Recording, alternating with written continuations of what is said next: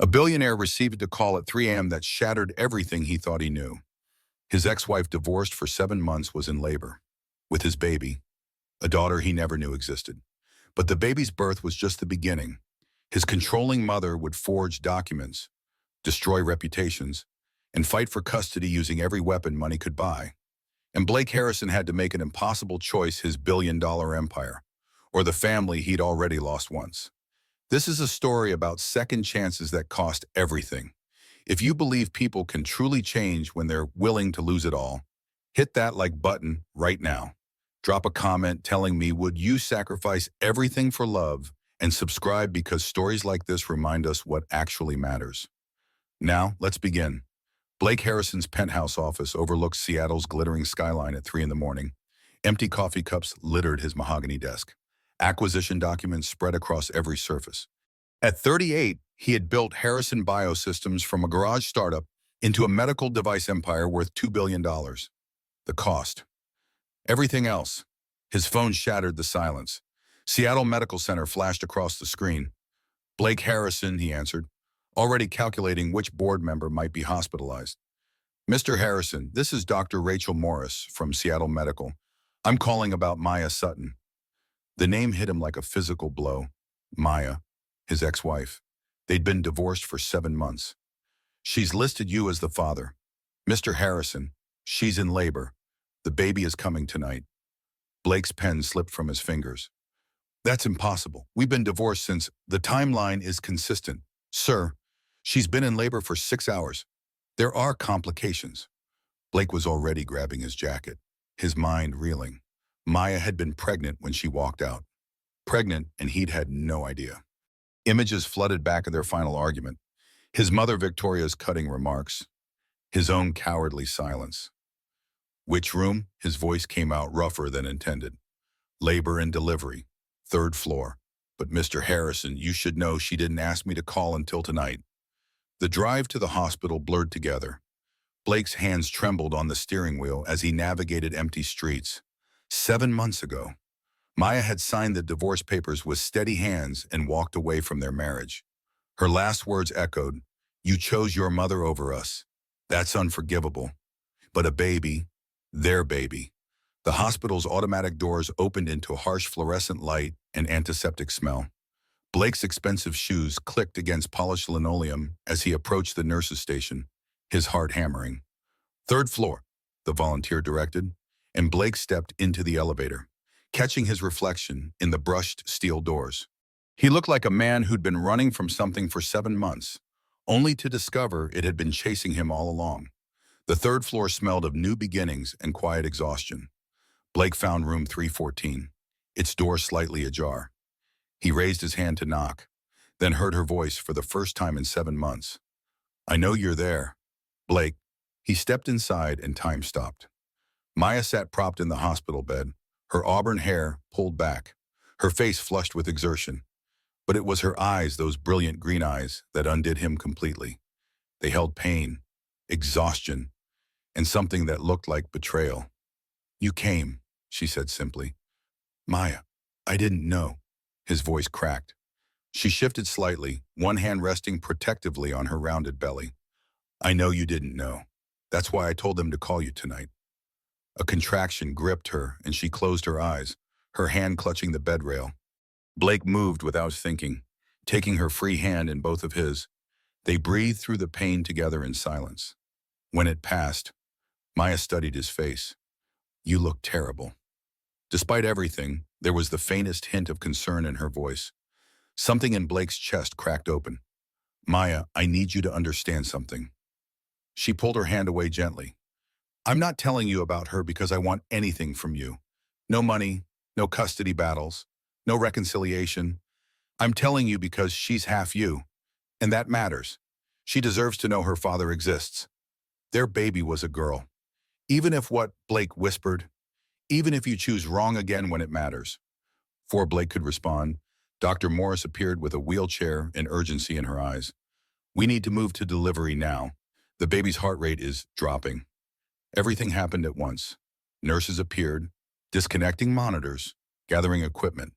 Maya was helped into the wheelchair, and Blake jogged alongside. feeling completely useless in a world of medical expertise and life or death decisions. The delivery room doors swung open to controlled chaos. Dr. Morris positioned herself at the foot of the bed while monitors filled the room with the rapid beeping of his daughter's irregular heartbeat. Maya, I need you to push on the next contraction, Dr. Morris commanded. Your daughter wants to meet you, but she needs your help. Blake watched Maya nod, her face set with determination. She'd always been fearless when it mattered one, and now she was fighting for their daughter with everything she had. Stay, Martin, Maya whispered between contractions, her eyes finding his. Please.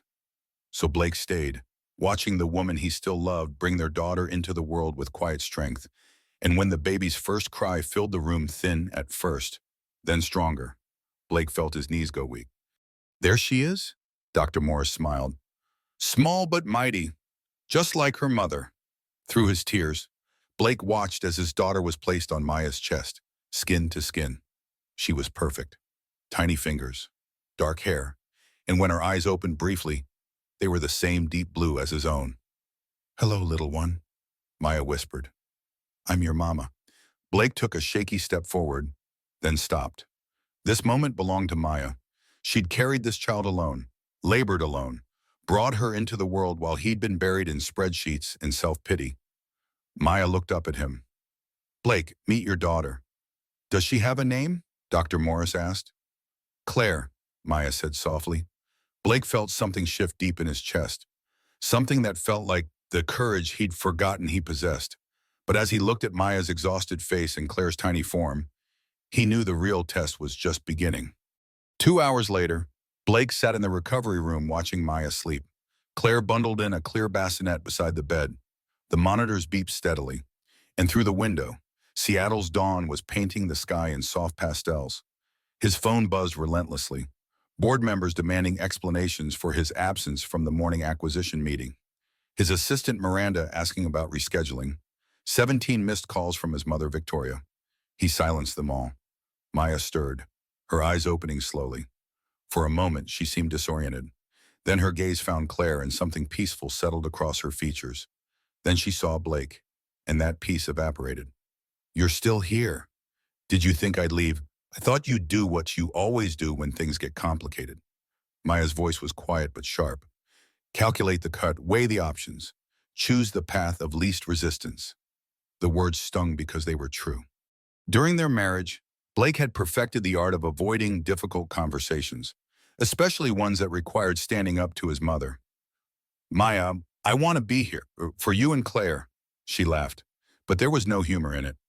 You want to be here right now, in this perfect moment when she's sleeping and I'm too exhausted to argue. But what about tomorrow next week when your mother finds out? My mother doesn't control my life anymore, doesn't she? Maya struggled to sit up, wincing. Blake, 7 months ago, she called me selfish for working 70-hour weeks, said I was too ambitious to be a proper wife.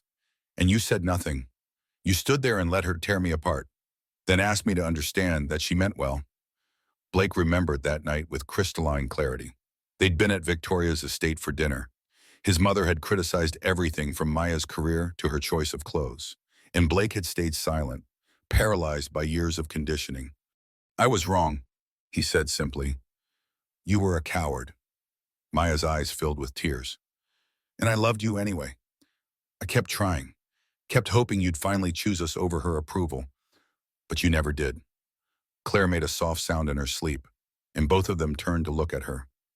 In that moment, Blake saw his future stolen moments with his daughter, supervised visits, years of regret. Let me prove I've changed, he said. Before Maya could respond, there was a sharp knock at the door. It opened before either of them could answer, and Victoria Harrison swept into the room like a winter storm.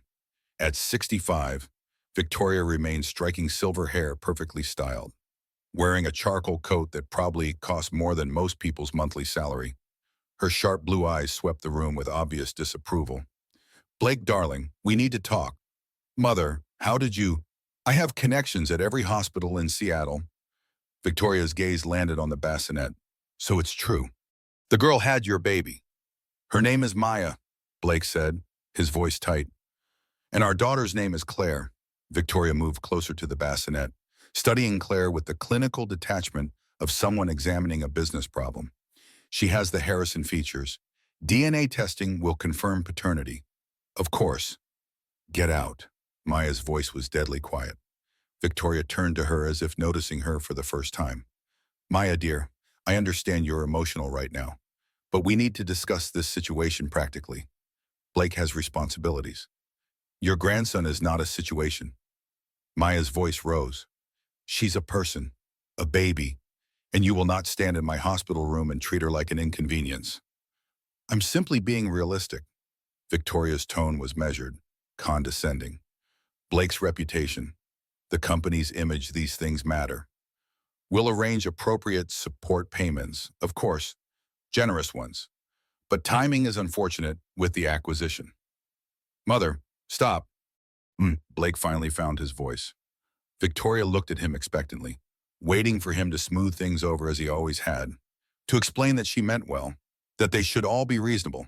But Blake looked at Maya's face, the devastation, the betrayal, and realized this was the moment.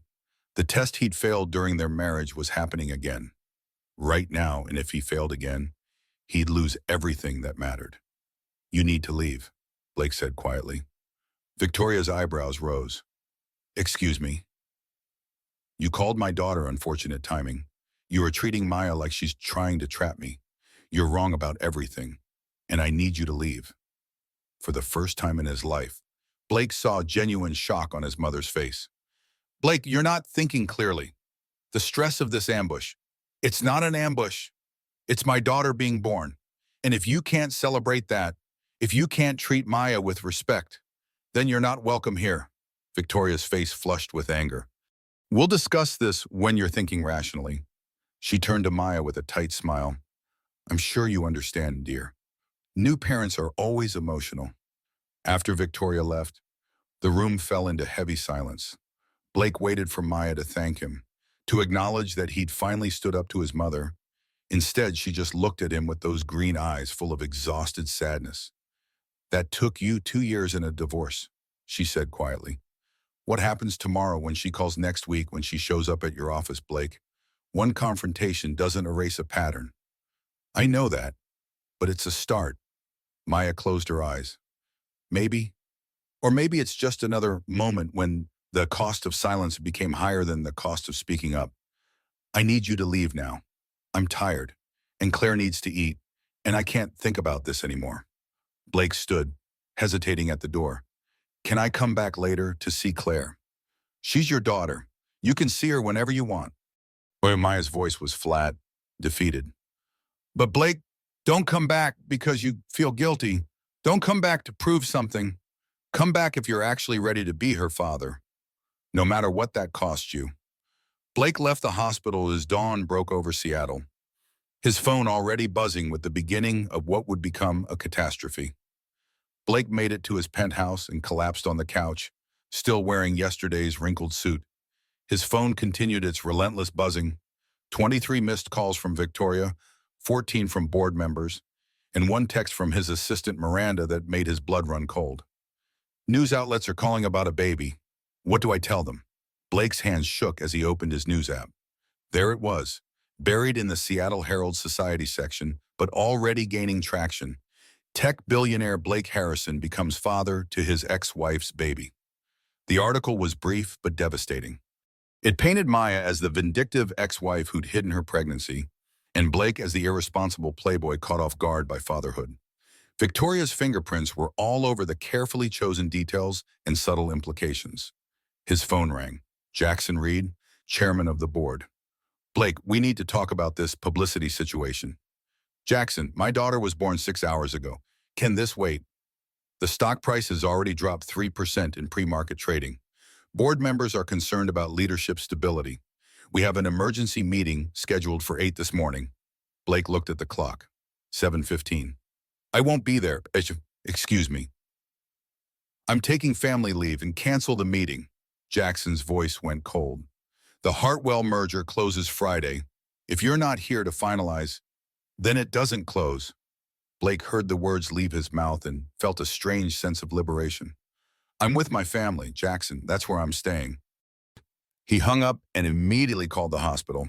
The nurse who answered said Maya was sleeping. Claire was in the nursery doing well. Blake asked them to tell Maya he'd be back in a few hours. He just needed to handle some things. Those things turned into a nightmare. By 9 in the morning, Blake's phone had exploded.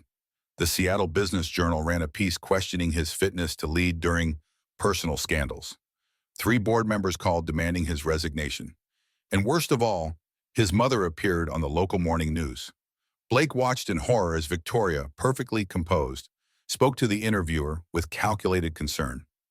My son is going through a difficult time. His ex-wife, while I'm sure she's a lovely person, has put him in an impossible position. We're hoping Blake can focus on his responsibilities to his company and the thousands of employees who depend on him. The interviewer leaned in. There are rumors that you disapprove of Maya Sutton. Victoria's smile was winter cold. I have no personal feelings about Miss Sutton. I simply worry when I see someone prioritizing their own needs over what's best for a child. A newborn needs stability, not media attention. Blake threw his phone across the room, watching it shatter against the wall. His mother had just painted Maya as an attention-seeking opportunist on live television. He needed to get back to the hospital. Now, Blake arrived at Maya's room to find her sitting up in bed, phone in hand, tears streaming down her face. Claire was in her arms, and a man Blake recognized sat in the visitor's chair. Derek Price, Maya's colleague from the prosecutor's office, her ex-boyfriend from law school. Blake, Maya's voice was hollow. Have you seen the news? My mother had no right. Your mother has been very busy. Derek stood, his expression a mix of concern and something that looked like satisfaction. She's not just talking to local news. She's leaked stories to 3 major outlets, all painting Maya as manipulative and unstable. Blake felt the room tilt. What? Derek handed him a tablet showing multiple articles. Each one was worse than the last. Sources close to the family had provided damaging details about Maya's obsessive career focus and inability to prioritize marriage and family. One article suggested the hidden pregnancy was typical manipulative behavior designed to trap the billionaire. My law firm called, Maya said quietly, not looking at Blake. The senior partners want me to take a leave of absence. They say the scandal is affecting the firm's reputation. That's insane. You're one of their best attorneys. They said my judgment is questionable. Maya's voice broke. They're questioning whether I can be trusted with high-profile cases if my personal life is this messy. Blake moved toward her, but Derek stepped between them. I think you've done enough damage for one day, Harrison. Derek, stay out of this. Someone needs to protect Maya since you clearly won't. Derek turned to Maya, his voice gentle. I meant what I said. Come to Boston. I have connections at the prosecutor's office there. Fresh start. Away from all this. Blake felt panic rising in his chest. Maya, you can't leave Seattle. Claire deserves better than this. Maya finally looked at him, and Blake saw something in her eyes that terrified him more than anger. Resignation. Blake, I believed you this morning. For about 10 minutes. I actually thought you'd changed. Then your mother went on television and destroyed my reputation while you were nowhere to be found. I was handling You're always handling something else when I need you. Maya's voice was quiet but devastating. During our marriage, you were handling business meetings during our anniversary, handling conference calls during my father's funeral, handling your mother's feelings instead of our relationship. And now, when our daughter is 6 hours old, you're still somewhere else handling something that matters more than us. That's not fair. Fair, Maya's laugh was bitter. Your mother just called me manipulative and unstable on television. She suggested I'm an unfit mother. And where were you, Blake, handling it or letting it happen because confronting her is too hard? Blake had no answer. She was right. While Victoria was systematically destroying Maya's reputation, he'd been smashing his phone against the wall like a child having a tantrum. Derek placed a hand on Maya's shoulder. The offer stands. Boston. Fresh start. A man who will actually put you first. Blake watched Derek's hand on Maya's shoulder and felt something dangerous rising in his chest. But before he could speak, Maya looked at him with exhausted finality. I need you to leave now. Blake, Derek's right. You've done enough damage for one day. Maya, please, leave. Her voice was firm. I can't look at you right now. I can't think straight. Just go. Blake left the hospital for the second time in 12 hours. And with each step away from Maya and Claire, he felt his carefully constructed world crumbling into ash. Blake sat in his Tesla in the hospital parking lot, his hands gripping the steering wheel so tightly his knuckles turned white. His destroyed phone lay in pieces on the passenger seat, so he couldn't even call to apologize. Around him, Seattle's morning traffic hummed with normalcy, people heading to work, living ordinary lives, while his own life imploded in real time. A sharp knock on his window made him jump. Jackson Reed stood outside, his expression grave. Blake rolled down the window. How did you find me? Your assistant tracked your car. Jackson's voice was clipped, professional. Blake, we need to talk. Now. I'm not leaving this hospital. Then we'll talk here. Bo Jackson walked around and slid into the passenger seat, carefully moving the phone debris. The board voted this morning, 8-4. They want you removed as CEO effective immediately. The words should have devastated Blake. Harrison Biosystems was his life's work. 15 years of building something from nothing. But sitting there, thinking about Maya's tears and Claire's tiny fingers, he felt only a strange numbness. On what grounds? Leadership instability. The stock price dropped 12% today. We have shareholders threatening lawsuits. The Hartwell merger is collapsing. And to top it off, your mother is telling anyone who'll listen that you're having a breakdown. Blake laughed, a harsh sound. My mother is the one having a breakdown. She's just better at making it everyone else's problem. Jackson studied him carefully. I'll be honest, Blake, I voted to keep you. You built this company. You deserve the chance to weather this storm. But you need to give me something to work with. Show up to the office, issue a statement, prove you're still capable of leading. And if I don't, then by 5 o'clock today, you'll be fired from your own company. Jackson paused. Blake, I've known you for 10 years. You're the most driven person I've ever met. Don't throw it all away over. He stopped himself. Over what? Jackson. Over my daughter, over the woman I love. Over guilt. Jackson's voice was gentle but firm. That's what this is. Isn't it guilt for how your marriage ended? Guilt for not knowing about the baby? But Blake, you can't run a $2 billion company on guilt. You need to think rationally. Blake stared through the windshield at the hospital entrance. What if I don't care about the company anymore? Jackson looked genuinely shocked. You don't mean that. Don't I? Blake turned to face him. Jackson, for 15 years I've built devices that save lives, innovations that help people. But I did it while destroying my own life. I worked 80-hour weeks and lost my marriage. I prioritized acquisitions over anniversaries. I let my mother manipulate every decision I made because I was too busy to deal with the conflict. So you're just going to walk away. I'm going to choose differently this time. Blake's voice was steady, certain. Even if it costs me everything.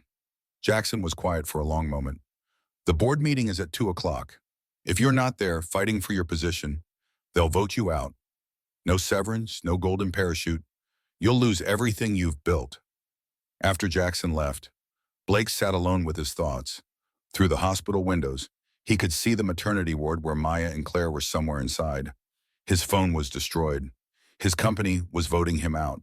And the woman he loved had told him to leave. He thought about what would happen if he walked into that board meeting. He'd give the speech Jackson wanted rational, measured, proving his stability. The board would probably back down. The stock would stabilize. Life would return to normal. And Maya would know he'd chosen the company over her. Again. Blake started the car and drove to the nearest phone store. While the technician transferred his number to a new device, Blake thought about the question that had haunted him since the divorce. Who was he when he wasn't Blake Harrison?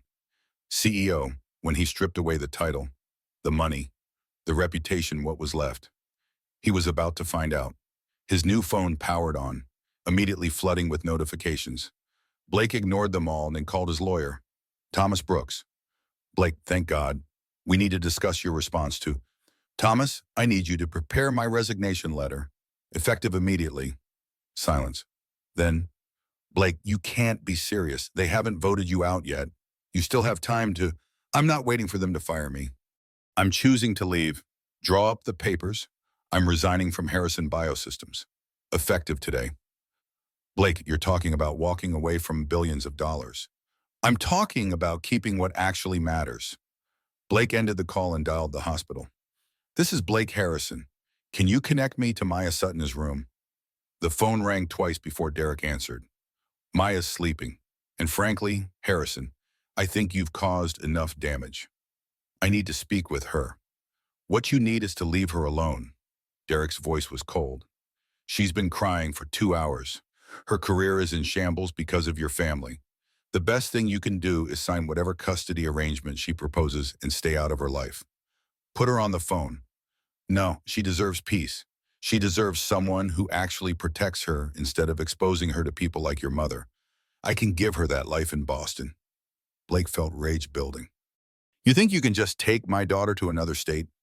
I think Maya deserves the chance to raise Claire somewhere she's not being called manipulative and unstable on television. You had your chance. Harrison, you blew it. The line went dead. Blake stared at his new phone, Derek's words echoing. You had your chance. You blew it. It was 1:30. The board meeting started in 30 minutes. Blake could still make it if he drove fast enough. He could fight for his company, prove his stability, save his empire, or he could go back into that hospital and fight for his family. His phone buzzed with a text from Victoria. Darling, the board is waiting. I've smoothed things over. All you need to do is show up and apologize for this morning's outburst. We can fix this. Blake looked at the message, then at the hospital visible through his windshield.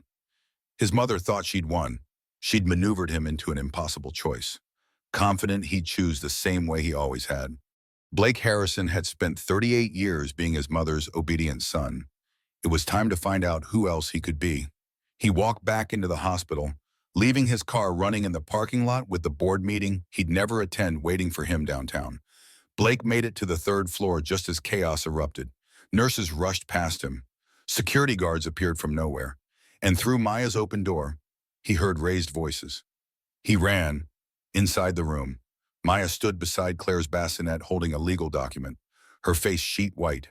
Derek had his phone pressed to his ear, arguing with someone.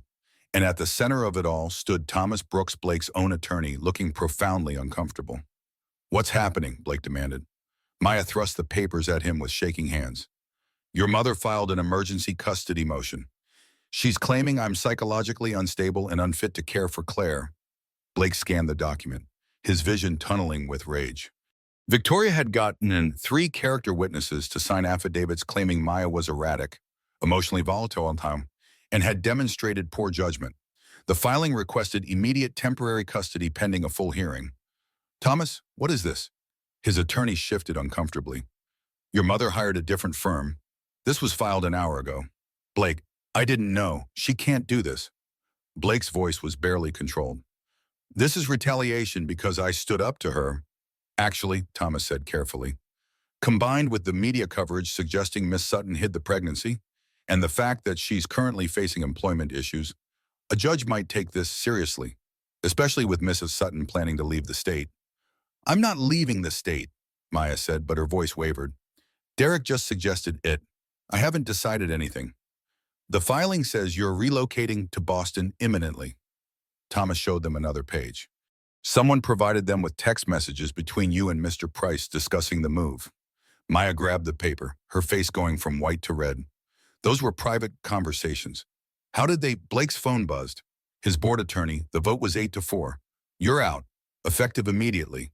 Security is boxing up your office. He stared at the message.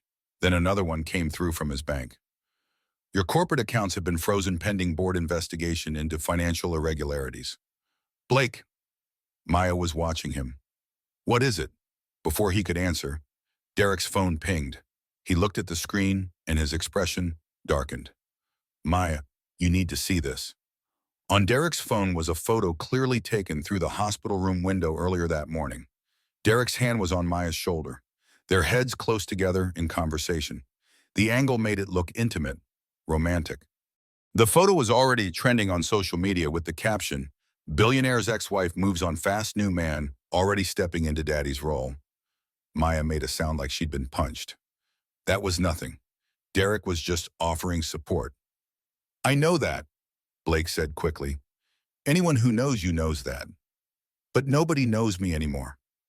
Maya sank into the chair, Claire stirring in the bassinet beside her. "Your mother has spent 2 days systematically destroying my reputation. My law firm put me on leave. Child Services is probably going to investigate now that there's a custody filing. And pictures are being leaked to the media making me look like—" Her voice broke. This was bigger than Blake had imagined. This wasn't just Victoria being difficult.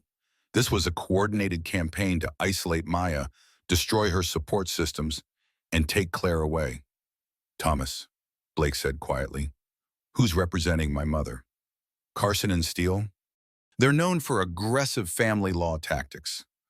Blake knew the firm. They were expensive, ruthless, and effective.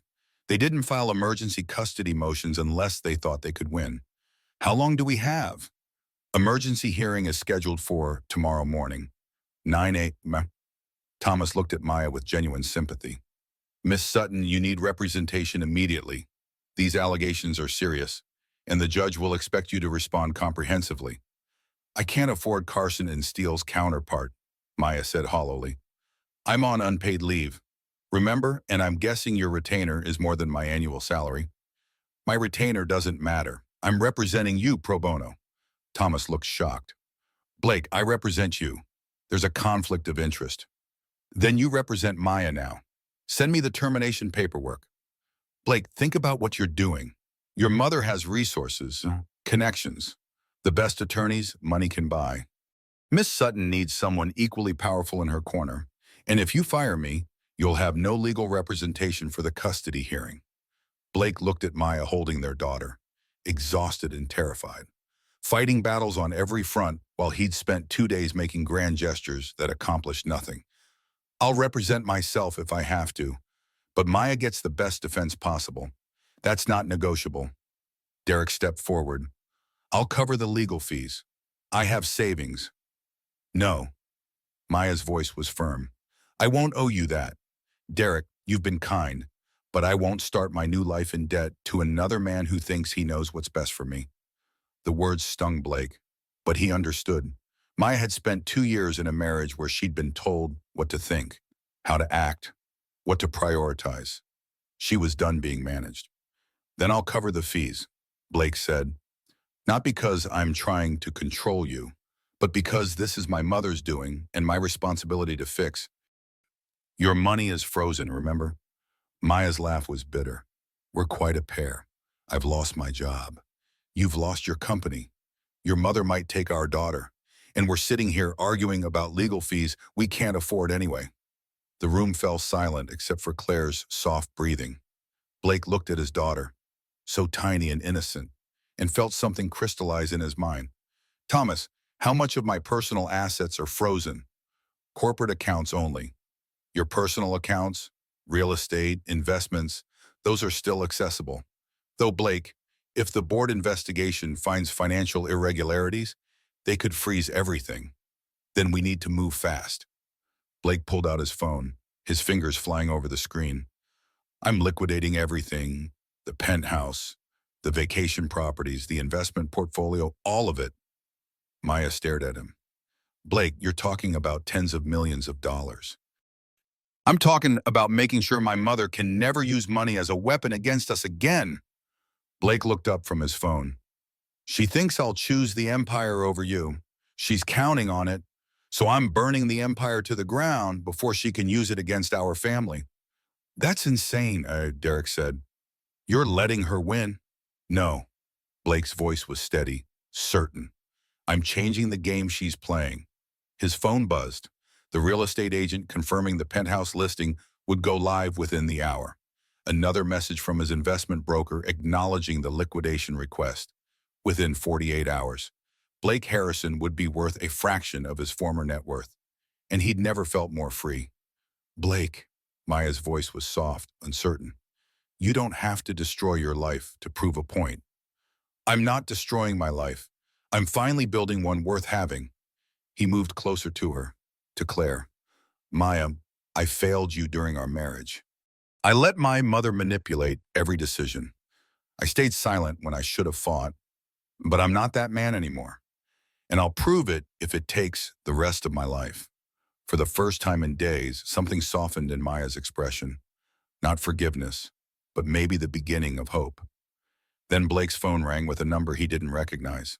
He almost didn't answer, but something made him pick up. Mr. Harrison, this is Nina Garrett from Seattle Investigative News. I'm about to publish a story about Harrison Biosystems covering up patient deaths. Would you care to comment? Blake felt the floor drop out from under him. What are you talking about?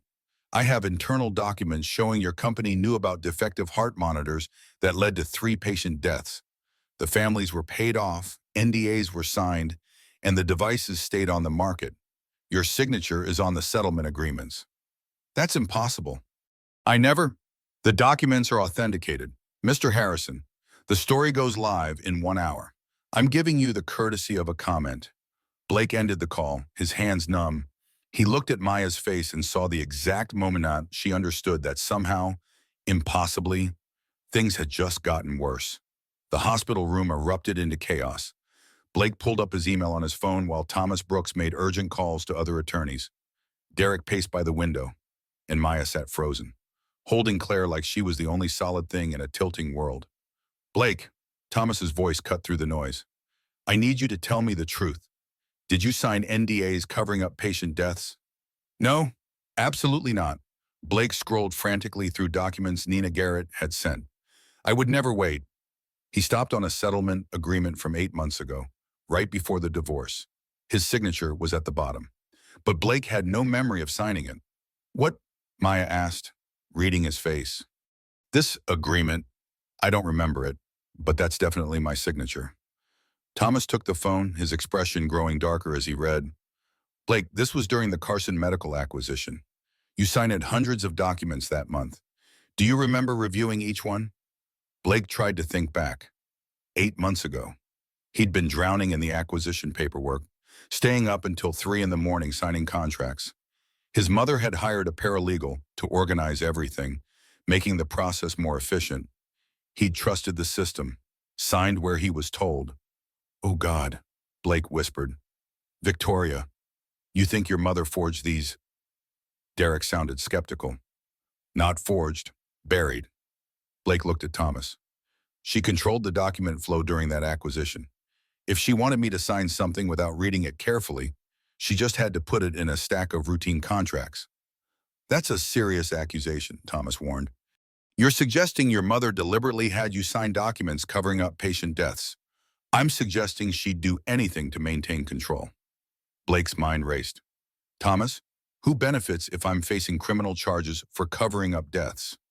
Your mother would have grounds to argue you're unfit to make decisions about Claire's welfare. Thomas's face went pale. Blake, if this story publishes and charges are filed, you could lose custody entirely, not just temporarily, permanently.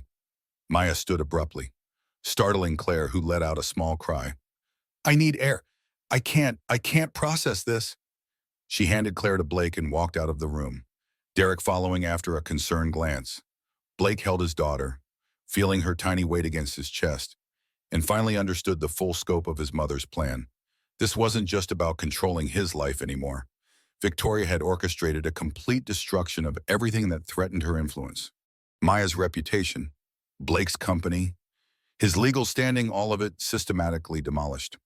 Thomas, I need to see Victoria. Now. That's a terrible idea. Anything you say to her could be used. I don't care. Blake looked at his lawyer with absolute certainty. She's going to prison for this, or she's going to tell the truth. Either way, this ends today. An hour later, Blake sat across from his mother in her attorney's conference room. Victoria looked composed, elegant, utterly unrepentant. Darling, I'm glad you came to your senses. I came to give you one chance. Blake's voice was ice. Withdraw the custody motion. Admit you manipulated those documents. Fix what you've broken. Victoria's smile was patronizing. Blake, you're being dramatic. I'm simply protecting our family's interest. That woman is clearly unstable. Her name is Maya. My daughter's name is Claire, and you will never call them anything else. This rebellion is exhausting, darling. You've lost your company. Your reputation is in tatters, and now you're facing potential criminal charges. All because you can't see that I'm trying to help you. You're not helping. You're destroying. Blake leaned forward. Did you deliberately have me sign those settlement agreements, bury them in acquisition paperwork so I wouldn't read them carefully? Victoria's expression didn't change. I have no idea what you're talking about. You're going to prison, Mother. When the investigators look closely at those documents, they'll find your fingerprints all over the process. The paralegal you hired, the way the documents were organized, your control over the entire acquisition workflow. For the first time, Blake saw a flicker of uncertainty in Victoria's eyes. And when they trace it back to you, Blake continued, when they realize you deliberately set me up to take the fall for covering up patient deaths just so you could use it against me in a custody case, you won't just lose your social standing. You'll lose your freedom. You wouldn't testify against your own mother. Watch me. Blake stood. I'm giving you until tomorrow morning's custody hearing. Withdraw the motion, admit what you did, or I tell the investigators everything. And Mother, I'm willing to go to prison if it means you go too. That's how far I'm willing to go to protect my family from you. Blake left the conference room and returned to the hospital, where he found Maya sitting alone in the chapel. Claire was presumably with a nurse. Derek took Claire to the nursery, Maya said without turning around. He suggested I have a moment to process. Blake sat beside her, careful to leave space between them. I'm sorry for all of this. Are you going to prison? If I can't prove Victoria manipulated those documents, I signed them. Legally. That makes me responsible. Maya was quiet for a long moment. When she spoke, her voice was hollow. This morning, I thought the worst thing that could happen was losing my job. Then I thought it was the custody motion. Then the leaked photos. Now you might go to prison for covering up deaths while our daughter loses both parents because your mother is trying to take her away. Maya, I'm done, Blake. She finally looked at him, and her eyes were empty. I can't do this anymore. The constant battles, the crises, the feeling like we're drowning while your mother watches from the shore. I just want peace. I want to raise Claire somewhere quiet where nobody knows who we are, where she can grow up normal. Boston Machine, Blake said quietly. Maybe, I don't know. But I know I can't stay here, in this city where your mother has connections everywhere. Fighting battles I can't win. We can win. Together? Maya laughed, but there was no humor in it. Blake, in the last 48 hours, I've lost my job, my reputation, and possibly my daughter. You've lost your company. Your assets are being liquidated, and you might face criminal charges. This isn't winning. This is losing in spectacular fashion while pretending we're being brave. The words hit Blake like physical blows because they were true. He'd made grand gestures, dramatic stands. But Maya's life was still in ruins. Claire's future was still uncertain, and his mother was still 10 steps ahead. I love you, Blake said simply. I know that doesn't fix anything, but I need you to know it. I loved you during our marriage, even when I was too weak to show it. I loved you during the divorce, even though I signed the papers. I love you now, and I'll love you in Boston or Seattle or wherever you need to be to feel safe. Maya's eyes filled with tears. I loved you too. Past tense. I loved the man I thought you were, the man you could have been if you just stood up to her. But Blake, that man doesn't exist. There's only this version, the one who fights back too late, after everything's already destroyed. She stood, smoothing her hospital gown. The custody hearing is tomorrow at 9. Thomas says we should present a united front, show the judge we're both committed parents. So I'll stand by you in that courtroom, and I'll fight for Claire.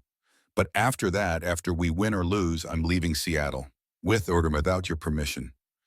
Maya walked out of the chapel, leaving Blake alone with the wreckage of everything he'd failed to protect. His phone buzzed. Nina Garrett's article had published. The headline read, Harrison Biosystems, a legacy built on covered-up deaths. Blake pulled up the article with shaking hands. It was devastating. thoroughly researched, and absolutely damning. By morning, criminal investigators would be involved. By afternoon, patient families would be filing lawsuits. By tomorrow's custody hearing, Blake Harrison wouldn't just be a disgraced CEO, he'd be a potential criminal. And Victoria would stand in front of a judge and argue that such a man had no business raising a child. Blake sat in the empty chapel, holding his phone, and wondered if Maya was right. Maybe some battles couldn't be won. Maybe some damage couldn't be undone. His phone rang. Thomas Brooks, his voice urgent. Blake, you need to get to my office immediately. I found something in those settlement documents, something that changes everything. Blake burst into Thomas Brooks's office at 10 p.m. to find his lawyer surrounded by documents. 3 empty coffee cups scattered across the desk, and an expression that Blake couldn't quite read. What did you find? Thomas held up a manila folder. Your mother didn't just bury those settlements in acquisition paperwork. She forged your signature on 2 of them. Blake felt his heart stop. What? I had a forensic document examiner look at them. See this signature? Thomas pointed to one of the settlement agreements. The pressure points are wrong. The letter formation is slightly off. Whoever signed this was copying your signature, not writing it naturally. But the one I saw earlier, that one is real. You actually signed in that NDA. Thomas pulled out another document. But these 2 forged in Blake. They're the ones involving the actual deaths. The settlement you signed was for a minor malfunction case. These 2 are the smoking guns. And you never signed them. Blake sank into a chair, his mind reeling. Victoria forged my signature on documents covering up patient deaths. It gets better. Thomas pulled out another file. I subpoenaed the paralegal Victoria hired during the acquisition. She says Victoria instructed her to place certain documents in your signing stack, but other documents went directly to Victoria herself. The ones that went to Victoria, these 2. Can we prove this? The forensic examiner will testify. The paralegal will testify. And Blake, I found Victoria's practice signatures. Thomas showed him a notepad page covered in attempts at copying Blake's signature. Your mother's attorney had it in their files. They didn't realize what it was. For the first time in days, Blake felt something other than despair. This proves I didn't cover anything up. Better, it proves Victoria committed multiple felonies: forgery, obstruction of justice, conspiracy. She's looking at serious prison time. Blake thought about his mother's confidence earlier. She'd been so certain he wouldn't fight back, wouldn't dig deep enough to find the truth. What about the custody motion? If we present this evidence tomorrow, the judge will likely dismiss immediately. No judge will grant custody to someone facing federal charges. Thomas paused. Blake, there's something else. The paralegal mentioned Victoria made calls to Maya's law firm, specifically to senior partners, suggesting Maya was unstable and prone to poor judgment. She sabotaged Maya's career directly. Very directly. I have phone records showing 4 calls between Victoria and Maya's managing partner in the week after Claire was born. Blake felt focused rage. His mother hadn't just attacked him. She'd systematically destroyed Maya's professional reputation. Can Maya sue? Absolutely. Defamation, tortious interference, emotional distress. I can think of half a dozen causes of action. Thomas smiled grimly. By the time we're done, your mother will wish she'd just accepted that you'd moved on. Blake pulled out his phone. I need to tell Maya. It's almost midnight. I don't care. Blake dialed. The phone rang 4 times before Maya answered, her voice thick with sleep. Blake, is something wrong with Claire? Claire's fine, Maya. I need you to come to Thomas Brooks's office. Right now. We found evidence that proves Victoria forged documents and deliberately destroyed your career. Silence. Then, I'm tired. Blake, can this wait until morning? Maya, please. This changes everything. Does it? Her voice was flat. You found evidence against your mother. Great. This doesn't change the fundamental problem. She'll never stop coming after us. She will if she's in prison. More silence. I'll be there in 20 minutes. Maya arrived wearing jeans and a sweater. Derek with her, looking protective and suspicious. Show me, Maya said without preamble. Thomas walked her through the evidence, the forged signatures, the practice sheet, the paralegal's testimony, the phone calls to her law firm. With each piece, Maya's expression shifted from exhausted resignation to something Blake hadn't seen in days: anger. Not defeated anger, the focused anger of a prosecutor building a case. She forged federal documents, Maya said quietly, her legal mind engaging. That's obstruction. And the calls to my firm, that's actionable. You can do better than sue. Thomas pulled out another document. I spoke with the U.S. Attorney's Office. They're very interested in Victoria's activities. If you're willing to testify about the harassment, combined with the document forgery, they'll pursue RICO charges. RICO, Derek looked shocked. That's organized crime statutes. RICO applies when there's a pattern of criminal activity.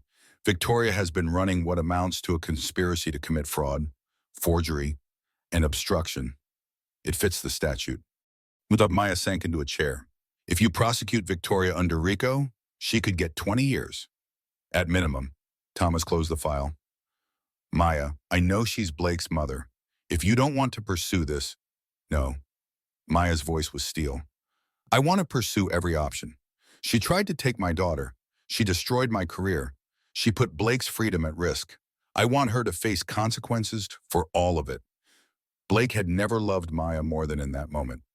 There's one problem, Thomas said carefully. To make the RICO case work, we need Blake to testify against his mother in detail. Everything she's done over the years becomes evidence of an ongoing pattern. Everyone looked at Blake. This was the moment when he'd have to choose, definitively and publicly, between the woman who raised him and the family he was trying to build. When do we start? Blake asked simply. Maya's eyes met his across the conference table, and for the first time since Claire was born, Blake saw something other than hurt in her gaze. Not forgiveness, not yet, but maybe the beginning of respect. The custody hearing is at 9, Thomas said. We'll present this evidence, get the case dismissed, then meet with federal prosecutors at 11. By tomorrow afternoon, Victoria Harrison will be under arrest. Derek shifted uncomfortably. Maya, are you sure taking on Blake's mother with federal charges it's going to be brutal? Media coverage, depositions, testimony? It could take years. I've handled high-profile cases before, Maya said quietly. Then she looked at Blake. But Derek's right. This will be brutal. Your mother has resources, connections, expensive lawyers. She'll fight back with everything she has. Let her. Blake's voice was calm, certain. I've spent 38 years being afraid of her disapproval. I'm done. Maya studied his face for a long moment. Last chance to back out. Once we walk into that courthouse tomorrow with this evidence, there's no going back. Your mother goes to prison, or we do. Those are the only options. Blake thought about Claire sleeping peacefully at the hospital, unaware of the war being fought over her future. He thought about Maya's tears, her broken career, the way Victoria had systematically tried to destroy everything beautiful in his life. I'm not backing out, he said. Not now. Not ever again. They spent the next hour preparing. By 2 a.m., they were ready. As they left, Maya touched Blake's arm. Thank you for choosing this, for choosing us. I should have chosen you 2 years ago, but you're choosing now. That matters. Blake drove back to his hotel and lay awake. In 6 hours, he would walk into a courtroom and destroy his mother's life. It should have felt triumphant. Instead, it just felt necessary. His phone buzzed at 4:30 a.m. Victoria. We need to talk before the hearing. Blake almost didn't answer. Then, what do you want, Mother? To give you one last chance. Withdraw the testimony you're planning. We can fix this together. You forged my signature on documents covering up deaths. You deliberately destroyed Maya's career. You tried to take my daughter away. There's nothing to fix. Mother, there's only consequences. Victoria's laugh was cold. You think you have evidence, darling? I've been preparing for this possibility since the day you married that woman. Every document, every witness, every piece of evidence you think you have, I have explanations for all of it. Blake felt ice in his veins. You're bluffing. I see you in court. Blake, may the best parent win. The line went dead, and Blake stared at his phone with growing dread. What did Victoria know that he didn't? The King County Courthouse was already crowded with media when Blake arrived at 8:30. Cameras flashed as he walked up the steps, reporters shouting questions about the patient deaths, the custody case, his mother's allegations. Blake ignored them all, his eyes scanning the crowd for Maya. He found her standing near the entrance with Derek and Thomas, Claire in Maya's arms wrapped in a pink blanket. "Ready?" Thomas asked, his expression grave. "As ready as I'll be." Blake looked at Maya. "Whatever happens in there, let's just get through it." Maya interrupted, her voice tight with stress. They entered courtroom 4 to find Victoria already seated at the petitioner's table with her legal team from Carson and Steele, 3 attorneys in expensive suits, all wearing expressions of absolute confidence. Victoria looked immaculate in a navy suit, her silver hair perfect, her face composed. She didn't even glance at Blake and Maya as they took their seats at the respondents' table. Judge Catherine Winters entered, and everyone stood. At 55, Judge Winters had a reputation for no-nonsense efficiency and very little patience for custody disputes that wasted her time. "We're here on an emergency custody motion filed by Victoria Harrison, seeking temporary custody of the minor child Claire Harrison." Judge Winters began. "I've reviewed the petition and supporting affidavits. This is highly irregular, petitioning for custody from grandparents when both parents are living and present. Counsel for petitioner. This had better be good." Victoria's lead attorney, Patricia Carson, stood smoothly. "Your Honor, we have evidence that both parents are unfit to care for this infant. The mother, Maya Sutton, deliberately hid her pregnancy for 7 months, demonstrating a pattern of deception and poor judgment. She's currently on leave from her employment due to erratic behavior. She's been photographed in compromising positions with another man while her infant daughter is barely 48 hours old." "That's a lie," Maya whispered to Thomas, but loud enough for Blake to hear the anguish in her voice. Patricia continued. "The father, Blake Harrison, has recently been terminated from his own company amid allegations of covering up patient deaths. He's facing potential criminal charges. He's demonstrated complete instability, liquidating assets in an apparent panic. Neither parent can provide the stable, appropriate environment this child needs." Judge Winters looked unimpressed. "Counsel, being fired and making bad business decisions doesn't constitute child abuse. Do you have any evidence of actual unfitness?" "We do, Your Honor." Patricia pulled out a thick folder. "We have documented evidence of Maya Sutton's mental instability, including erratic communications with colleagues, threats made to Mrs. Victoria Harrison, and a history of prioritizing career over family responsibilities." Thomas stood. "Your Honor, if I may, those allegations are completely fabricated." "And you'll get your turn, Counselor." Judge Winters looked at Patricia. "Continue, but get to something concrete." "We also have evidence that Blake Harrison knowingly signed documents covering up medical device failures that resulted in patient deaths. His judgment is so compromised that he's currently under investigation by federal authorities. This is not a man who should be making life or death decisions about an infant's care." Judge Winters turned to Blake and Maya. "Do either of you want to respond before I make a preliminary ruling?" Thomas stood quickly. "Your Honor, we have evidence that fundamentally undermines every allegation made by the petitioner. Evidence that Victoria Harrison herself is the one who should be facing criminal charges." Patricia smiled. "Your Honor, this is a predictable deflection tactic." "I'll decide what's predictable." "Counselor," Judge Winters gestured to Thomas. "What evidence?" Thomas approached the bench with Blake's folder. "Forensic document analysis proves that Blake Harrison's signature was forged on the 2 documents involving patient deaths. He never signed them. Victoria Harrison forged his signature to create the appearance of criminal liability." The courtroom erupted. Judge Winters banged her gavel. "Order, Counselor Carson. Did you know about this?" Patricia's confident expression faltered. "Your Honor, we received these documents from our client, who represented them as authentic." "So you filed an emergency custody motion based on documents you didn't verify." Judge Winters' voice was icy. "Continue, Mr. Brooks." Thomas presented the evidence methodically. The forensic analysis, the practice signatures, the paralegal's testimony, the phone records showing Victoria's calls to Maya's law firm. With each piece of evidence, Patricia's expression grew more strained. Finally, Judge Winters held up her hand. "Enough. I've heard enough." She turned to Victoria. "Mrs. Harrison, do you want to respond to these allegations?"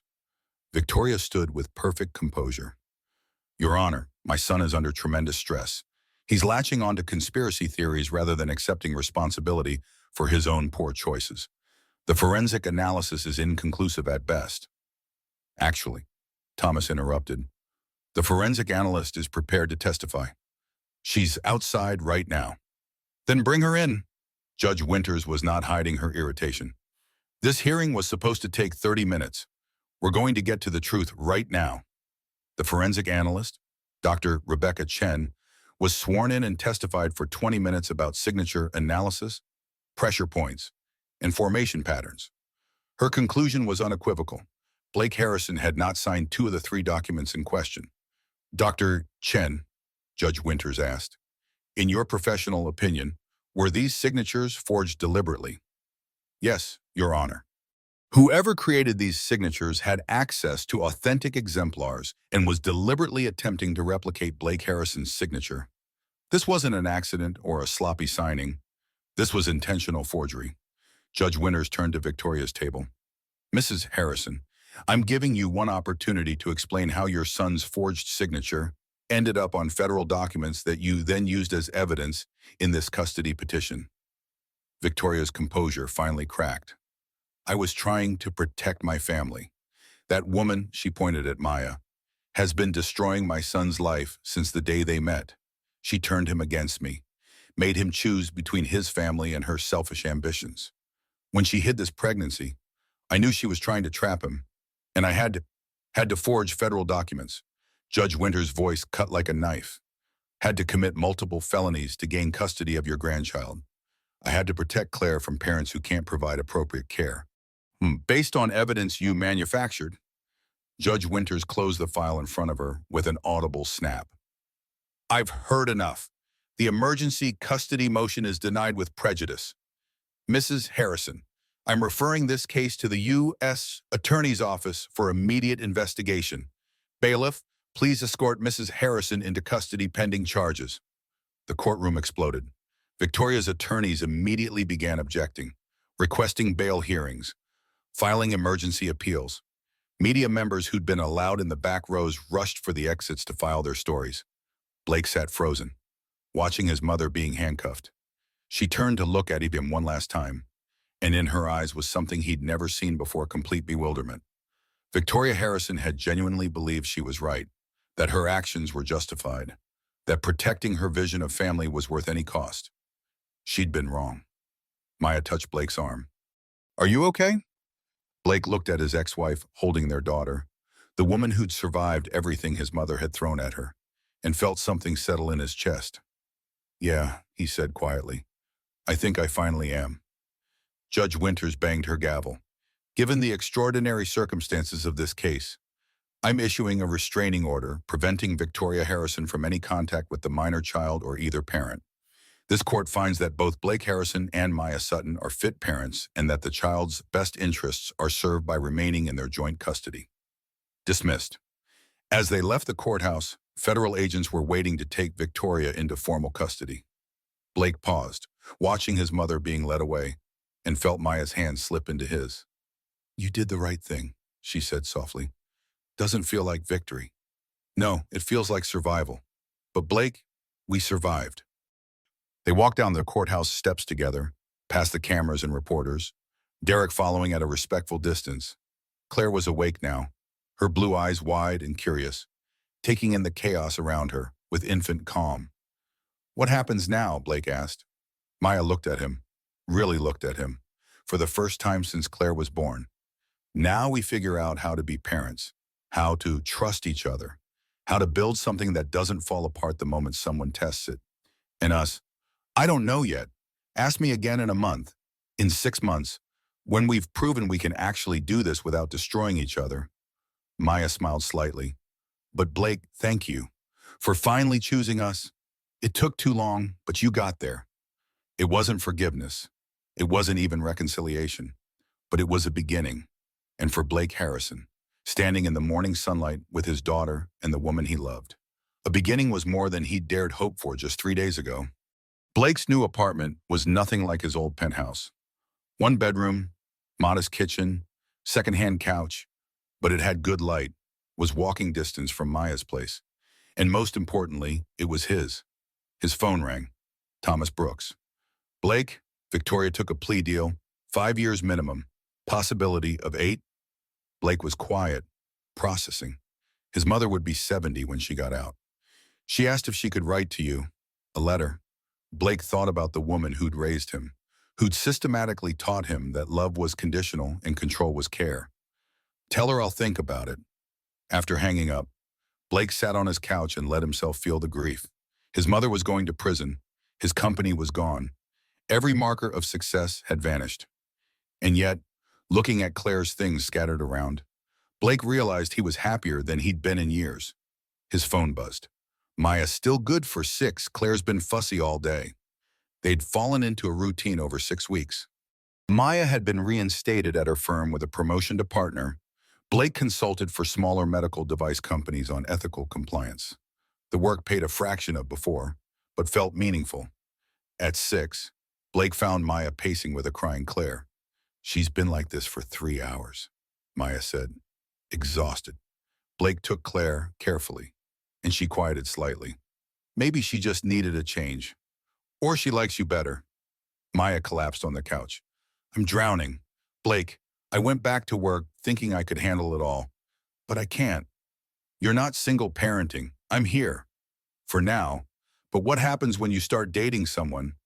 I'm not interested in dating anyone, Blake said carefully, because I'm still in love with my ex-wife. Blake, come sit down. He settled beside her, Claire dozing against his chest. I've been thinking about what went wrong. Maya said, I blamed your mother, but you let her be terrible. You chose silence. She paused. But I wasn't innocent either. I was so determined to prove I didn't need help that I never let you in. Blake had never heard Maya admit any responsibility. I've been in therapy for 6 weeks, she continued, learning that I'm terrified of depending on anyone. Maybe I was so busy fighting your mother's expectations that I never asked what expectations I was putting on us. And these past 6 weeks, watching you show up for Claire every single time, Blake, I'm starting to remember why I fell in love with you. Her voice broke, and it's terrifying. Blake kissed her. It was gentle, tentative. Maya hesitated, then kissed him back with all the pent-up longing of 2 people learning to love each other right. I can't promise I won't disappoint you, Blake said quietly. But I promise I'll never stop choosing you and Claire. Maya's eyes filled with tears. That's all I ever wanted to hear. So what now? Blake asked. Maya laughed softly. Now we order pizza. Then we take this one day at a time and see if we can build something that lasts. I'm not going back to who I was during our marriage. Maya added, I'm keeping my career, my independence. I don't want you to, Blake said. I fell in love with an ambitious attorney who believed in justice. That's who I want. They ordered pizza. Blake got Claire down for a nap. They talked about appointments, projects, trials. It felt ordinary. After weeks of crisis, ordinary felt revolutionary. Derek left for Boston, Maya said. He took that judgeship. How do you feel? Relieved. He wanted to rescue me, and I didn't want to be rescued. I wanted to rescue myself. She looked at Blake.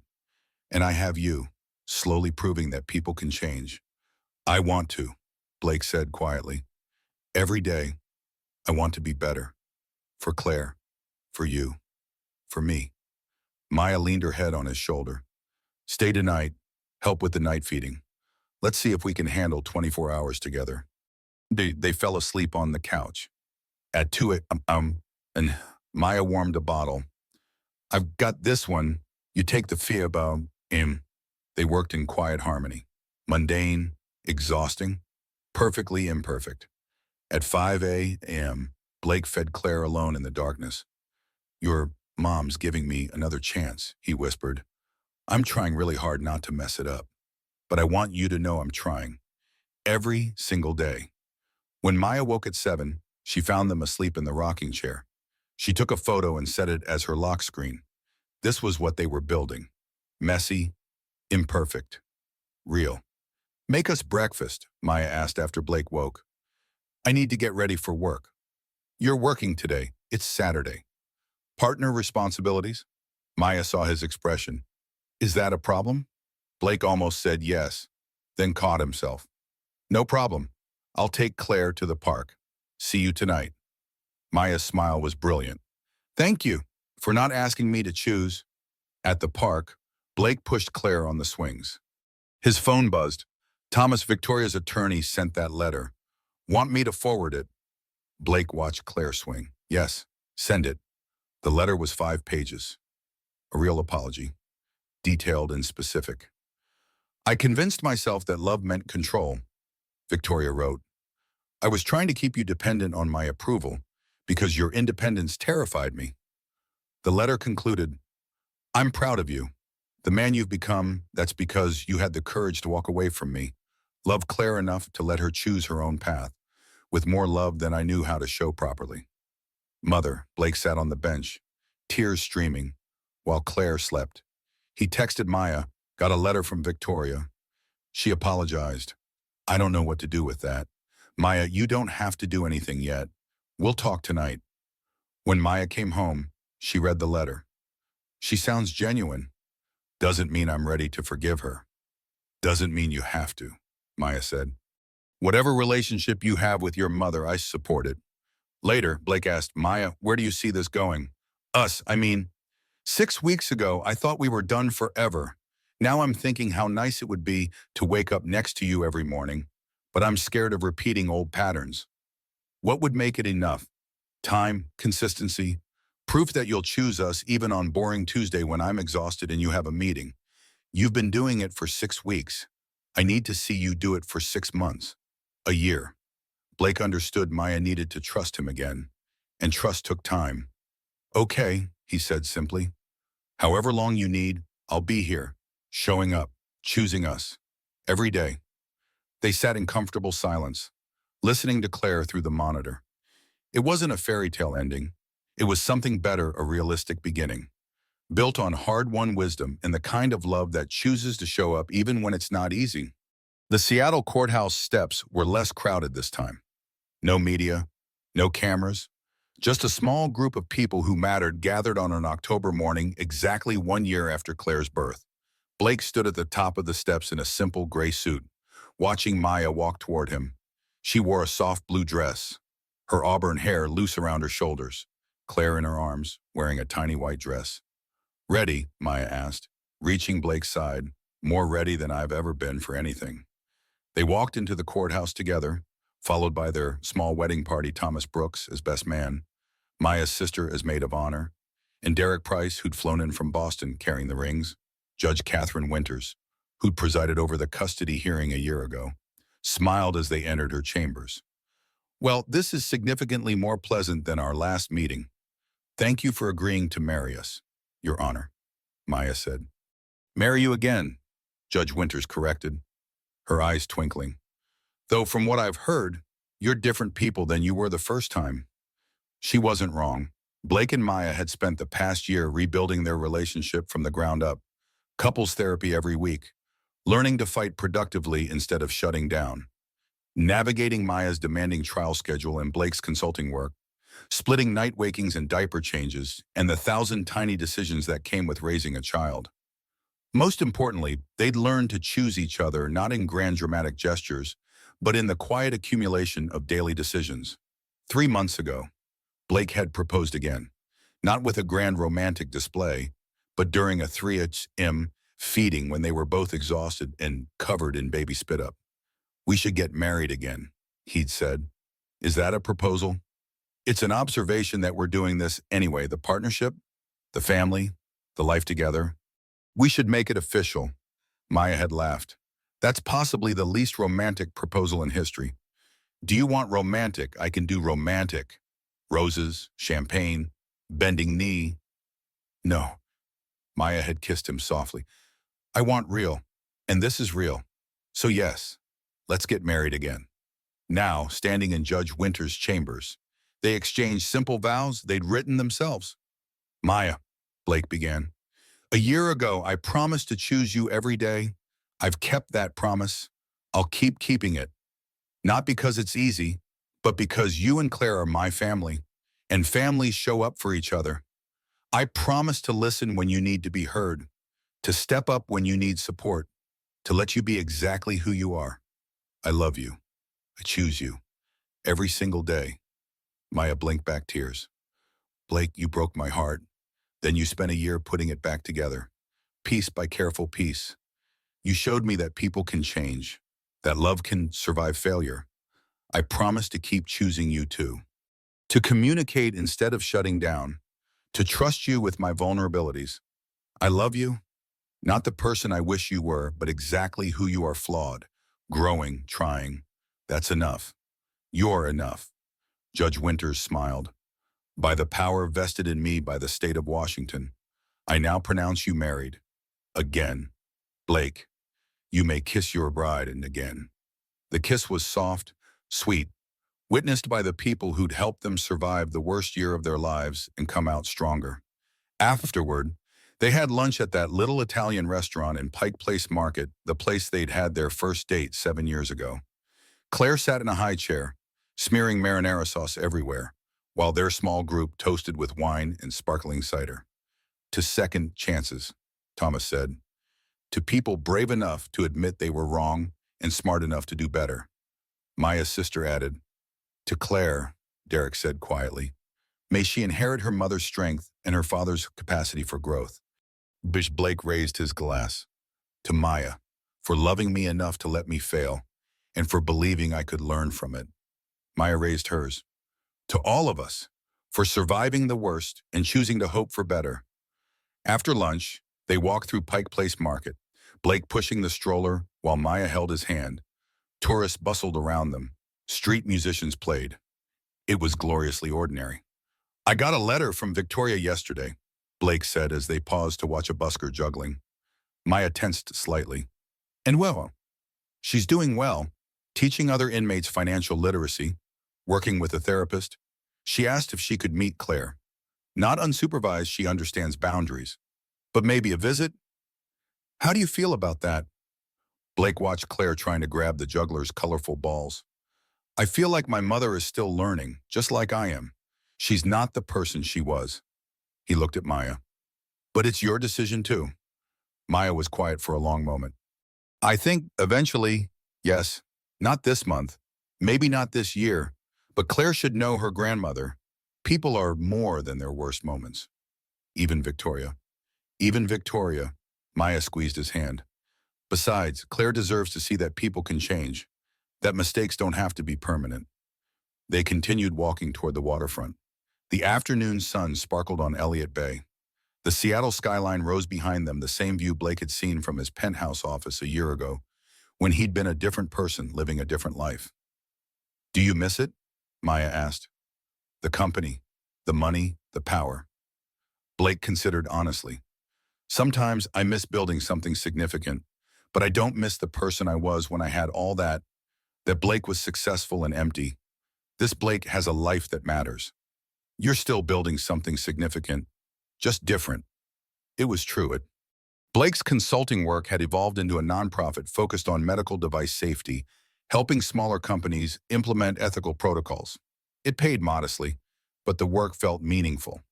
Maya's phone buzzed. She checked it and laughed. The partners want to know if I'm back from my extended lunch yet. Go. We're good here. I'll take Claire home. Start dinner. You come home when you can. Maya kissed him. I love that you understand, that you don't make me choose. I love that you don't have to choose. That's the whole point. Maya headed back to her office while Blake and Claire continued their walk. When Claire started fussing, Blake found a bench overlooking the water and fed her a bottle. Your mom and I got married again today, he told his daughter. Not because the first time didn't count, but because we're different people now. Better people. Claire's blue eyes watched him intently. Someday you're going to ask about your grandmother? About the choices she made and the hurt she caused? Blake stroked Claire's soft hair. I'm going to tell you the truth. That she loved me, but didn't know how to show it without controlling everything. That she made terrible choices. That she's working to change. A fairy horn sounded across the water. And I'm going to tell you about my choices too. How I stayed silent when I should have spoken up. How I almost lost everything because I was too scared to choose what mattered. Blake's voice grew thick. But I'm also going to tell you that people can change, that courage can grow, that love is something you choose, every day, in 1,000 small ways. Claire burped impressively. Blake laughed, cleaning them both up. His phone buzzed with a photo from Maya here at her desk, smiling, wedding ring visible. The caption, "Best decision ever." Blake took a selfie, him and Claire with Elliot Bay behind them, and sent it back, agreed. See you at home. Home.